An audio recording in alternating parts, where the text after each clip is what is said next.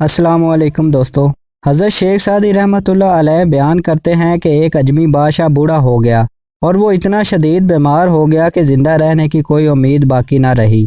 اس اجمی بادشاہ کے ایک سپاہی نے بادشاہ کے پاس آ کر خوشخبری سنائی کہ آپ کو مبارک ہو، ہم نے فلاں قلعہ فتح کر لیا اور آپ کے دشمن قید ہو گئے ہیں۔ اس علاقے کی تمام رعایا آپ کی تابع ہو گئی ہے۔ اس اجمی بادشاہ نے جب سپاہی کی بات سنی تو ایک ٹھنڈی آہ بھری اور کہا، یہ میرے لیے خوشی کا باعث نہیں بلکہ یہ میرے دشمنوں کے لیے خوشی کا مقام ہے، کیونکہ میرے مرنے کے بعد وہ میرے ملک کے وارث ہوں گے۔ افسوس کہ میری زندگی اس امید پر ختم ہوگی کہ میری خواہش پوری ہو جائے، اور جب میری خواہش پوری ہوئی تو اب یہ امید باقی نہیں رہی کہ میری گزشتہ زندگی لوٹ آئے گی۔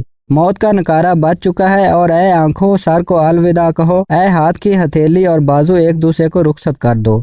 دشمن کی تمنا کے مطابق مجھ گرے ہوئے پر آخر اے دوستو گزرو تو صحیح کہ میں تو ساری زندگی نادان رہا، تم نادانیاں چھوڑ دو اور عقل سے کام لو۔ اس بات کو بیان کرنے کا مقصد ہے کہ دنیا کے مال و دولت کی کوئی وقت نہیں، اور ہمیں دنیا میں رہ کر اپنی تمام توجہ آخرت پر مرکوز رکھنی چاہیے اور آخرت کو سنوارنے والے اعمال کرنے چاہیے۔ ہمیں ہمارے آقا تاجدار عرب و عجم حضرت محمد مصطفیٰ صلی اللہ علیہ وآلہ وسلم کے بتائے ہوئے احکامات پر عمل کرنا، اور اللہ عز و جل نے ہمیں جس مقصد کے لیے اس دنیا میں بھیجا ہے اس مقصد کو سمجھنا اور اس کے مطابق عمل کرنا ہے، تاکہ ہم آخرت میں سرخرو ہو سکیں۔